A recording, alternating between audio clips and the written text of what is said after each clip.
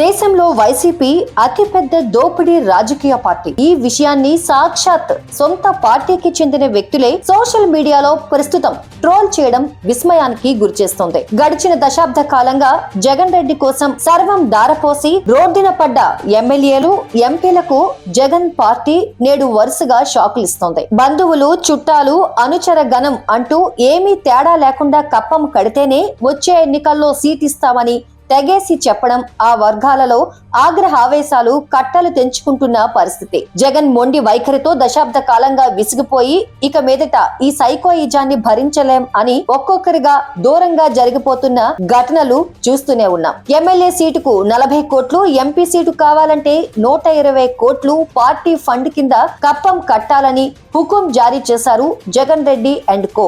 వాటి బాధ్యతలను తాడేపల్లి జీతగాడికి, మరో కట్టు బానిస ఐఏఎస్ కు అప్పగించారు. 5 సార్లు ఎమ్మెల్యేగా గెలిచిన సీనియర్లకైనా తన కోసం ఎమ్మెల్యే పదవి సైతం త్యాగం చేసి ఆస్తులను పోగొట్టుకున్న వ్యక్తులకైనా ఎమ్మెల్యే టికెట్ ఇవ్వాలంటే పార్టీ ఫండ్ రూపంలో కప్పం కట్టాలని హుకుం జారీ చేయడం జగన్ రెడ్డి కపట రాజకీయాలు ఆ పార్టీ నాయకులకు కళ్లకు కట్టింది. దీంతో జగన్ రెడ్డి చర్యలు తాళలేక ఎమ్మెల్యేలు, ఎంపీలు, ఎమ్మెల్సీలు ఆయనకు దూరంగా జరుగుతున్నారు. మొత్తంగా జగన్ రెడ్డి పార్టీకి, ఆయన ప్రభుత్వానికి పెద్ద నమస్కారం పెట్టి పలువురు ఎమ్మెల్యేలు, ఎమ్మెల్సీలు, ఎంపీలు పక్క పార్టీల వైపు చూస్తున్నది వాస్తవం. పార్టీ నుంచి బయటకు వచ్చిన వారు సోషల్ మీడియాలో జగన్ రెడ్డిపై, ఆయన పార్టీపై దుమ్మెత్తిపోస్తున్నారు. ఇప్పటికే ఎమ్మెల్యేలు ఆళ్ల రామకృష్ణారెడ్డి, కాపు రామచంద్రారెడ్డి, చంటిబాబు, ఎంఎస్ బాబు, ఎమ్మెల్సీలు వంశీ, సి రామచంద్రయ్య, ఎంపీ మాధవ్ తదితరులు జగన్ రెడ్డి విధానాలను